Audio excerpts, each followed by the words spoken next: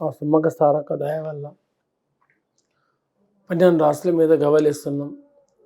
ఆ తుల్జాపూర్ భవానీ మాత దయ వల్ల 12 రాష్ట్రాల మీద ఎవరికి రాష్ట్రం మీద ఎలా పడతాయి గవ్వలు అమ్మవారి పేరు మీదకి వెళ్ళి అన్ని రాష్ట్రాలకు 12 రాష్ట్రాలకు మంచిగా రావాలని మనస్ఫూర్తిగా కోరుకుంటున్నాను.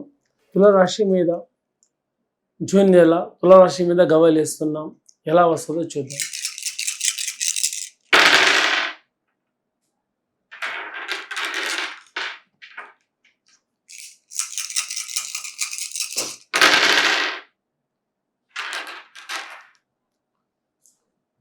తులారాశి జూన్ నెల ఎట్లా ఉన్నదంటే కానీ తులారాశికి పాము సావాక కట్టె ఇరగక అన్నట్టు ఉంది వాళ్ళ జాతకం. ఏడపోయినా గెలుస్తామన్న నమ్మకం లేదు, ఓడిపోతామన్న నమ్మకం లేదు.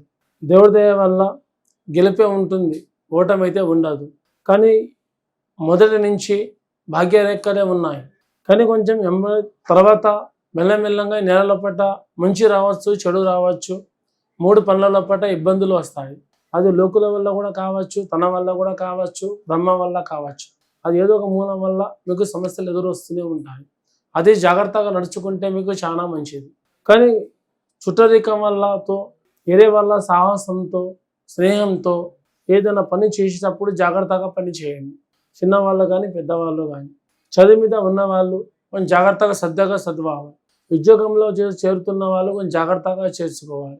ఎలా చేయాలి, ఏ పనిలో ఎలా ఉండాలి, తమరు చక్కగా నడుచుకున్న తమ వెనక ఉన్న వీధి అన్న తమరికి చెడగొడుతుంది. వీధి అంటే శని. శని ఏ రూపంలో ఎవరికి వస్తుందో మనకు తెలియదు. అమ్మవారి పేరు మీదకి వెళ్ళి గవ్వలేస్తే అలా వచ్చాయి.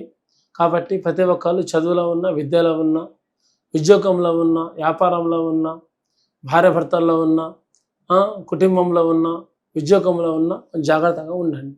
చిన్నవాళ్ళు కానీ పెద్దవాళ్ళు కానీ ప్రతి ఒక్కరు జాగ్రత్తగా నడుచుకుంటే అన్ని పనులు సవ్యంగా జరుగుతాయి.